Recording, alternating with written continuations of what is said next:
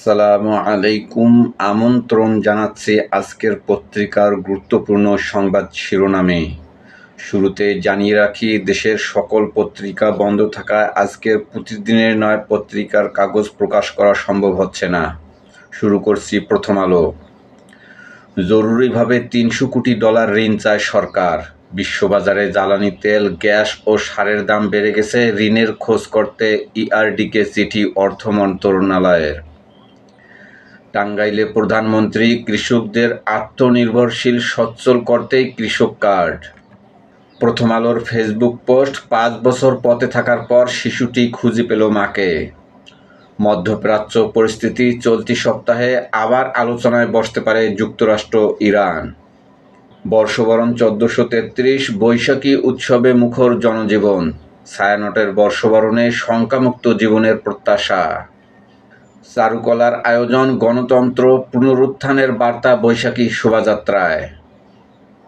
কৃষি ও কৃষকই অর্থনীতির চালিকা শক্তি, বলল তথ্যমন্ত্রী। ছুটির দিনেও জ্বালানি তেল পেতে দীর্ঘ অপেক্ষা। ফিলিং স্টেশনগুলোয় গাড়ির লম্বা সারি, ঘন্টার পর ঘন্টা অপেক্ষা করেও অনেকেই তেল পাচ্ছেন না। পহেলা বৈশাখ উদযাপন, সংস্কার বকেয়া থাকার কথা তুলল এনসিপি। জামায়াতে ইসলামী বৈশাখকে ধারণ করে, বলল সাইফুল ইসলাম। তেল শোধনাগার, ইস্টার্ন রিফাইনারি তেল ফুরিয়ে আসছে, উৎপাদনে গতি কম। রাজধানীর যাত্রাবাড়ির ভাঙ্গা প্রেস এলাকায় তরুণীকে কুপিয়ে হত্যা, আহত মা, ভাই ও বোন। কুমিল্লার দাউদকান্দিতে ট্রাক খাদে নিহত 7 শ্রমিক। 24 ঘন্টায় হাম ও হামের উপসর্গ নিয়ে আরও 9 শিশুর মৃত্যু। আমার দেশ, ইরানের সঙ্গে আলোচনার জন্য ট্রাম্প প্রশাসনের জোর তৎপরতা। আমেরিকাকে ছাড়াই হরমুজ সচল করার পরিকল্পনা ইউরোপের। মধ্যপ্রাচ্যে আন্তর্জাতিক আইনকে পদদলিত করা হচ্ছে, বলল জাতিসংঘ মহাসচিব। আগামী 2 দিনের মধ্যে আলোচনায় বসতে পারে যুক্তরাষ্ট্র ইরান, বলল ট্রাম্প। নয়া দিগন্ত। আন্দামান সাগরে ট্রলারডুবি, বাংলাদেশি সহ 250 যাত্রী নিখোঁজ। জনকল্যাণ কর্মসূচির বিরোধিতাকারীদের সম্পর্কে দেশবাসীকে সতর্ক থাকার আহ্বান প্রধানমন্ত্রীর। ইসরায়েলের সাথে প্রতিরক্ষা চুক্তি স্থগিত করল ইতালি। যুগান্তর। দ্বিতীয় দফায় আলোচনাতেও নেতৃত্ব দেবেন জেডি ভ্যান্স।